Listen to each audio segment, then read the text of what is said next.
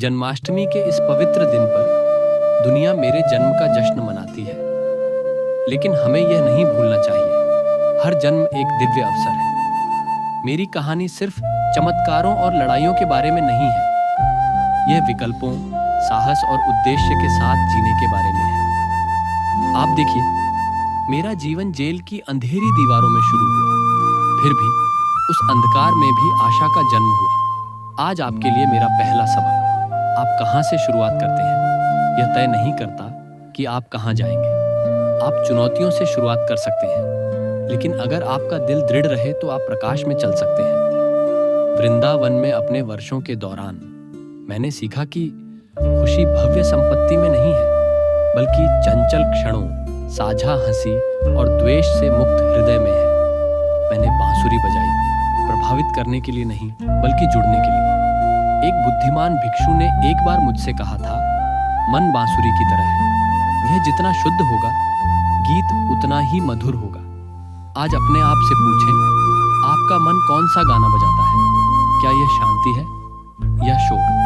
जीवन में आपको अनगिनत कंस, चुनौतियों, भय और आंतरिक राक्षसों का सामना करना पड़ेगा। वे एक अत्याचारी राजा की तरह नहीं दिख सकते हैं, लेकिन वे आपके संदेह, आपके क्रोध, आपके लालच में छिपते हैं। याद रखो, मैंने कंसा को एक दिन में नहीं हराया था। शक्ति का निर्माण धैर्य, अनुशासन और उद्देश्य की स्पष्टता से होता है। भिक्षु कहते हैं, विचलित तीरंदाज कभी लक्ष्य पर प्रहार नहीं करता।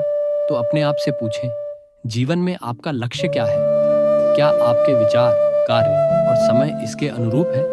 कुरुक्षेत्र के मैदान पर मैंने अर्जुन को भागने का मौका नहीं दिया, मैंने उसे स्पष्टता दी।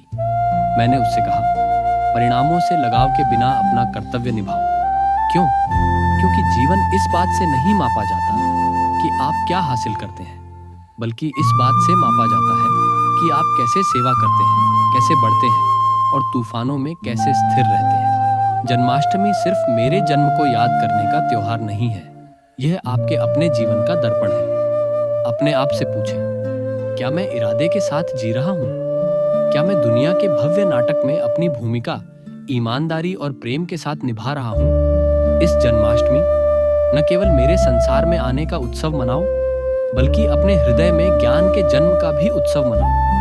न केवल अपने मंदिर में, बल्कि अपने मन में भी दीपक जलाएं। न केवल अपने होठों से, बल्कि अपने जीवन से भी जप करें। और याद रखें, हर दिन जब आप कृतज्ञता और उद्देश्य के साथ जागते हैं, तो आत्मा की जन्माष्टमी होती है। मैं सदैव आपके साथ हूँ, आपके संदेहों में, आपके आनंद में, सत्य की खोज में। आपको बस सुनने की जरूरत है,